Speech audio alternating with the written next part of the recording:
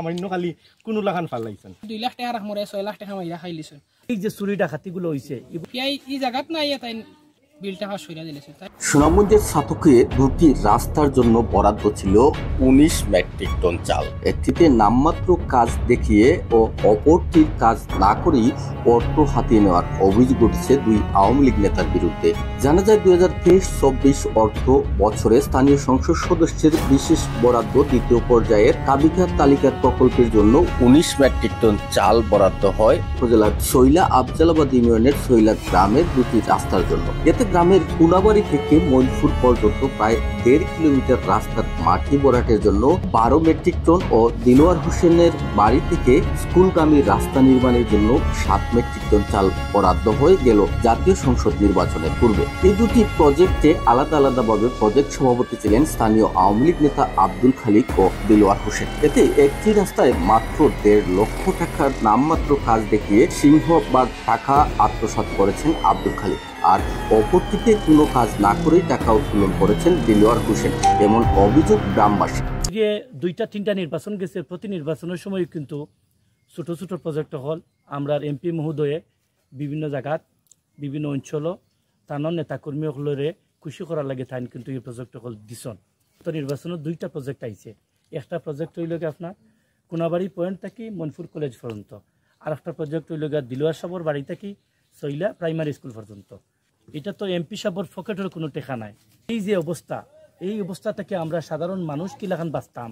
এই যে চুরি ডাকাতিগুলো হয়েছে এগুলা সঠিক তদন্ত করে এগুলা বা করাও। একটা জিনিস হইল আপনারা ক্লিয়ারলি পাইছেন যে 12 টন এবং 60 টন, কিন্তু খাজ হয়েছে কয় টাকার। দেখা যায় যে প্রায় 1.5 লাখ টাকার ভিতরে কাজ শেষ, কিন্তু 12 টন হিসাব করলে চাল প্রায় 7 লাখ টাকার উপরে আয়। আইনত প্রজেক্ট ওয়ার্ডন মেম্বার এই বিচারা এই সম্বন্ধে কোনো ওয়াকিব এলো নাই।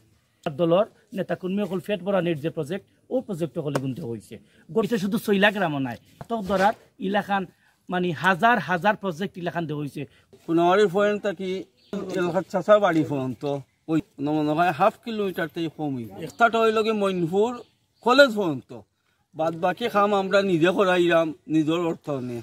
এই যে কাজটা, এই কাজটা আইছে 12 টন চাউলের কাজটা আমরা হিসাব করলে প্রায় 5 লাখ টাকার মতো একটা কাজ। এই রাস্তা হইল প্রায় 1.5 কিলোমিটার, বড় দূর হইব আপনার 1/2 কিলো চেয়েও কম হইব। ও পর্যন্ত খামাইয়া শেষ। তাও হইছে কিনা আমরা এই রাস্তাটা কিন্তু আপনারা জেলা দেখলা ঠিক তার চেয়ে মনে হয় 4 আঙ্গুল হয়েছে, উঁচু হয়েছে। আমরা কিন্তু উল্লা রাস্তা লু আছি। আমরা আরো একটা প্রকল্প আছে দিলওয়ার রহমান যে শ্রাবর বাড়িতে কি শৈলা প্রাইমারি স্কুল আমি রাস্তা আমি দেখলাম না যে একটা কাম আইলো, এটা সামান্য কাম হয়েছে। এই যে একটা গ্রামর মাটি হাঁটার 8 লাখ টাকার একটা প্রজেক্ট থাকি সর্বমোট 2 প্রজেক্ট মিলাইয়া 2 লাখ টাকা রাখমরে 6 লাখ টাকা মাইরা খাইলিছেন। এই বিষয়টা আপনার জাতির সামনে তুলে ধরুক। এরা যদি গাঁর মাটি হাঁটার এই পরিমাণ টাকা নিতে পারে মাইরা, এরা যখন আরো বড় প্রজেক্ট রাইতে কিতা করবো। কিন্তু আব্দুল খালিকের দাবি তিনি কোনো অনিয়ম বা দুর্নীতি করেননি। এখানে পুরো রাস্তার কাজ হয়নি, যতটুকু করার কথা ছিল তা তিনি করেছেন। এছাড়া স্কুল কলেজের ছাত্রছাত্রীদের যাতায়াতের কথা চিন্তা করে অনেক দূর থেকে 12,000 টাকা মূল্যে মাটি ফেলেছেন এই রাস্তায়।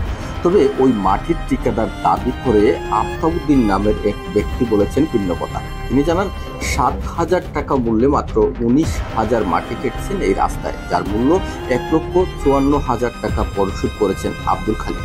মাটি 19,000 মতো পড়ছে, বাকি কিছু টিপও পড়ছে। সর্বমোট আমি 1,54,000 মতো পাইছি। খালিক ভাই রাস্তা পাইছি, খালিক ভাই রাস্তা খামও আমি দিয়েছি। আফতাবউদ্দিনের হিসাব অনুযায়ী কয়েক লক্ষ টাকার গাফলা রয়েছে এই প্রজেক্টে। অন্যদিকে দিলওয়ার হোসেন কোনো কাজ না করেই 7 মেট্রিক টন চালের অর্থ আত্মসাৎ করার অভিযোগ পাওয়া গেছে। যদিও দিলওয়ার হোসেনের দাবি তার কাজে কোনো অনিয়ম হয়নি, বরং 1996 সাল থেকেই গ্রামের সব ব্রিজ, কালভার্ট ও রাস্তার কাজ তার হাত ধরেই হয়েছে। তাকে রাজনৈতিকভাবে প্রতিহিংসার শিকার হতে হচ্ছে। কিন্তু এসব প্রকল্প বাস্তবায়ন হওয়ার বিষয়ে কিছুই জানতেন না স্থানীয় ইউপি সদস্য হাফিজুর রহমান মকদ্দুস। তার দাবি কাজের কিছুই বলা হয়নি, তাকে শুরু করার আগের দিন জানানো হতো রাস্তায় কিছু কাজ করা হবে। সম্পূর্ণ টাকার কাজ হয়েছে না, যে রাস্তা কামড় বাকি রয়েছে ওগুলা গ্রাম থেকে চান্দা কইরা কাজ করা নিয়র। প্রজেক্ট চেয়ারম্যান এটা মনে সম্ভবত খালিক চাচা আসলা, আর সেক্রেটারি মোহাম্মদ বর্তমান মেম্বার নি। আপনার ওয়ার্ডও কাজ হয়, আপনি কাজ সম্বন্ধে অবগত নাই? অবগত না বলতে কাজ যেদিন তো আমার কইসলা বাস ও দিন পর্যন্ত জানি কাজ ঝামেলা দিছেন খেয়ে দিছেন কেন আমি জানি না। মূলত দলীয় প্রভাব খাটিয়ে দলীয় নেতাকর্মীদের মাধ্যমে করানো হতো এসব প্রকল্পের কাজ। প্রকাশ্য অনিয়ম দুর্নীতির মাধ্যমে অর্থ আত্মসাৎ হলেও সরজমিনে না দেখেই টাকা উত্তোলন করতে স্বাক্ষর দিয়ে সহযোগিতা করতেন উপজেলা প্রকল্প বাস্তবায়ন কর্মকর্তা পিআইও এম মাহবুবুর রহমান। ভয়াবহ একটা জিনিস হইল প্রজেক্টর যে পিআই এই জায়গাত নাই তাই বিলটা ফাঁস করে দিলেছে, তাই এই দুইটা প্রজেক্ট হয়েছে, প্রজেক্ট আইসুন না এই বিলটা ফাঁস করে দিয়েছে। ইতিপূর্বে আওয়ামী লীগ নেতা মাস্টার নাসির উদ্দিন নামের এক ব্যক্তি কাজ না করিয়ে একটি প্রকল্পের টাকা উত্তোলন করলে সাংবাদিকদের তৎপরতায় সরকারি কোষাগারে 1.5 লক্ষ টাকা ফেরত দেন তিনি। এতেও থেমে থাকেনি পিআইও মাহবুবুর রহমানের অপকর্ম, বরং তিনি উপজেলা জুড়েই এসব কাজে সহযোগিতা করে গেছেন। তার বিরুদ্ধে পত্রপত্রিকায় অনিয়মের একাধিক সংবাদ প্রচারের পর তদন্ত আসে স্থানীয় সরকার মন্ত্রণালয় থেকে।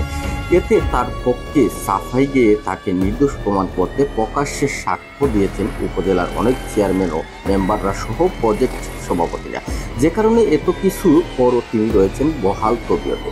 তবে এই দুই প্রকল্পে অনিয়মের বিষয়ে জানতে চাইলে উপজেলা প্রকল্প বাস্তবায়ন কর্মকর্তা পিআইও মাহবুবুর রহমানকে টানা কয়েকদিন ফোন দিলেও তিনি ফোন রিসিভ করেননি।